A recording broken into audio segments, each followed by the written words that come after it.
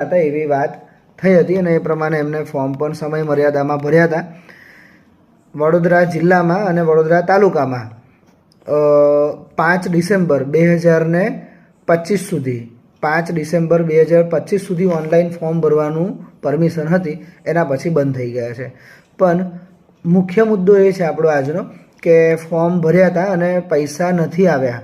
તેમાં કેમ નથી આવ્યા એવા 4-5 રીઝન છે જે લોકો સાથે વાતચીત કરતાં થોડું ધ્યાનમાં આવે છે. એમ કે એક તો પહેલું ઘણા લોકોએ જે બેંકનું ખાતું આપ્યું છે, જે બેંકમાં ખાતું હોય આપણું, એની જે ડિટેલ આપી છે એ ડિટેલ આપી છે એમાં જો કેવાયસી ના થયેલું હોય, જેને બ્રેકેટમાં ડીબીટી કહે છે, તો ડીબીટી જો ના કરાયેલું હોય તો પણ આ પાક નુકસાનીના પૈસા નથી પડ્યા. એક આ પહેલું રીઝન છે.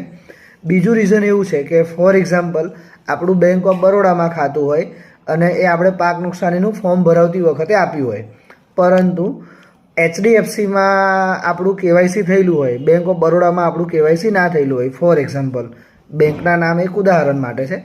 તો HDFCમાં આપણું કેવાયસી થયેલું હોય, ડીબીટી થયેલું હોય, તો ભલે આપણે બેંક ઓફ બરોડાની ડિટેલ આપી છે, તેમ છતાં પણ ઘણા ખેડૂતોને HDFCમાં પણ પૈસા પડ્યા છે. એટલે એકવાર બીજી બેંક હતા એવી વાત થઈ હતી અને એ પ્રમાણે એમને ફોર્મ પણ સમય મર્યાદામાં ભર્યા હતા. વડોદરા જિલ્લામાં અને વડોદરા તાલુકામાં 5 ડિસેમ્બર 2025 સુધી 5 ડિસેમ્બર 2025 સુધી ઓનલાઈન ફોર્મ ભરવાનું પરમિશન હતી. એના પછી બંધ થઈ ગયા છે. પણ મુખ્ય મુદ્દો એ છે આપણો આજનો કે ફોર્મ ભર્યા હતા અને પૈસા નથી આવ્યા. તેમાં કેમ નથી આવ્યા એવા 4-5 રીઝન છે જે લોકો સાથે વાતચીત કરતાં થોડું ધ્યાનમાં આવે છે. એમ કે એક તો પહેલું ઘણા લોકોએ જે બેંકનું ખાતું આપ્યું છે, જે બેંકમાં ખાતું હોય આપણું, એની જે ડિટેલ આપી છે એ ડિટેલ આપી છે એમાં જો કેવાયસી ના થયેલું હોય, જેને બ્રેકેટમાં ડીબીટી કહે છે, તો ડીબીટી જો ના કરાયેલું હોય તો પણ આ પાક નુકસાનીના પૈસા નથી પડ્યા. એક આ પહેલું રીઝન છે.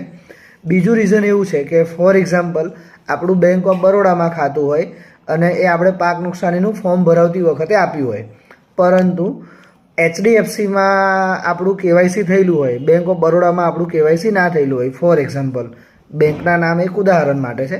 તો HDFCમાં આપણું કેવાયસી થયેલું હોય, ડીબીટી થયેલું હોય, તો ભલે આપણે બેંક ઓફ બરોડાની ડિટેલ આપી છે, તેમ છતાં પણ ઘણા ખેડૂતોને HDFCમાં પણ પૈસા પડ્યા છે. એટલે એકવાર બીજી